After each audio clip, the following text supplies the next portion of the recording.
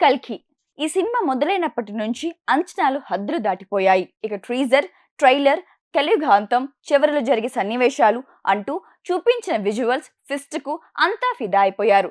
అంచనాలు ఆమాంతం ఆకాశాన్ని తాకాయి. ప్రభాస్, అమితాబ్ బచ్చన్, కమల్ హాసన్, దీపిక పదుకొనే, విజయ్ దేవరకొండ, దుల్కర్ సల్మాన్, దిశా పటాని ఇలాంటి చాలా మంది బిగ్ స్టార్స్ అందరూ ఒకే సినిమాలో నటించడంతో ఎప్పుడెప్పుడు వస్తుందా అని ఎదురు చూశారు.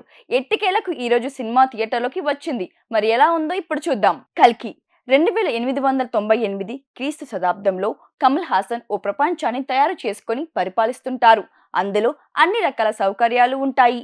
అందులో తన మనుషులతో ప్రపంచాన్ని శాసిస్తుంటాడు. అయితే అతనికి సుమతి, దీపిక పదుకొనే నుంచి ఓ సిరం అవసరం వస్తుంది. కమల్ హాసన్ కు దాంతో సుమతిని పట్టుకుని రావడానికి భైరవ, ప్రభాస్ రంగంలోకి దిగుతాడు. కాగా అశ్వత్థామ, అమితాబ్ బచ్చన్ భైరవ మీద ఆగ్రహాన్ని వ్యక్తం చేస్తుంటారు. దాంతో వీరిద్దరి మధ్య చాలా ఘర్షణలు జరుగుతుంటాయి. ఈ క్రమంలోనే భైరవ ఎలా మారుతాడు, మిగతా పాత్రదారులు కలిసి సుమతిని కాపాడేందుకు ఎలాంటి పోరాటాలు చేస్తారు అనేది మిగతా కథ. ఈ సినిమాకు ప్రభాస్ హైలైట్. భైరవుడిగా పవర్ఫుల్ రోల్లో కనిపించాడు. అదే సమయంలో కామెడీ టైమింగ్ తో ఆకట్టుకుంటాడు. ఈ సినిమా కోసం ప్రభాస్ కట్అవుట్ పర్ఫెక్ట్ గా ఉంది.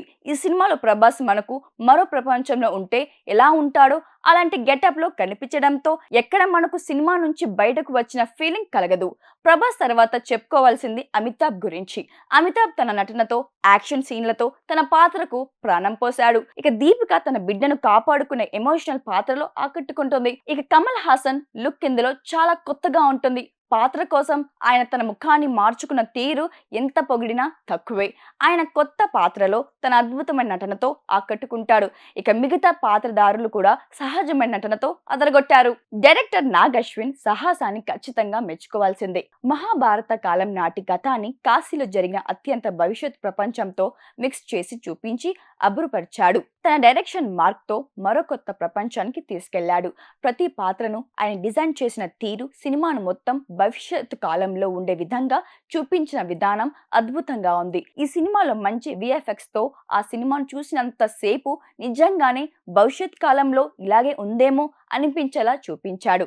ఇక సంతోష్ నారాయణ అందించిన సంగీతం పర్వాలేదనిపించింది. సినిమాటోగ్రఫీ ఎలైట్ క్వాలిటీతో ఉంది. వైజయంతి నిర్మాణ విలువలు ఆశాజనకంగా ఉన్నాయి. కల్కి అనే దాన్ని భవిష్యత్ కాలానికి, మహాభారత గతానికి సంబంధించినగా మిక్స్ చేసి చూపించాడు. నాగ్ అశ్విన్ విజువల్ గ్రాండియర్ ను ఉపయోగించి కొత్త ప్రపంచాన్ని సృష్టించి దాన్ని తన సొంత బ్యాక్ స్టోరీ ద్వారా హైలైట్ చేశాడు.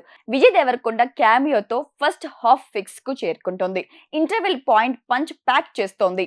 అశ్వత్థామ, భైరవ మధ్య ఘర్షణతో సెకండ్ హాఫ్ మొదలవుతుంది. సుమారు అరగంట పాటు సాగే మహాభారత యుద్ధ సన్నివేశాలను తలపించే విధంగా సినిమాలోని సీన్లను మలిపించిన విధానంలో నాగ్ అశ్విన్ గొప్ప ఫిల్మ్ మేకర్ అనిపించుకున్నాడు. ఇక క్లైమాక్స్ కూడా యాక్షన్ ప్యాక్ నోట్ తో ముగించడంతో పంచ్ ప్యాక్ అవుతుంది. చివరిలో ఊహించిన మలుపు చోటు చేసుకునే ఈ సీన్ ను మాత్రం చూస్తే పెద్ద స్క్రీన్ మీదనే చూడాలి. కల్కి visual grand science fiction thriller అక్కడక్కడ స్లోగా సాగిన మొత్తంగా చూస్తే మంచి ప్రొడక్ట్ ఇది. ప్రభాస్ తో పాటు నాగ్ అశ్విన్ కు సినిమాను మరో ప్రపంచంలోకి తీసుకెళ్లారు. ఇక రేటింగ్ విషయానికి వస్తే మేమిచ్చేది 3/5.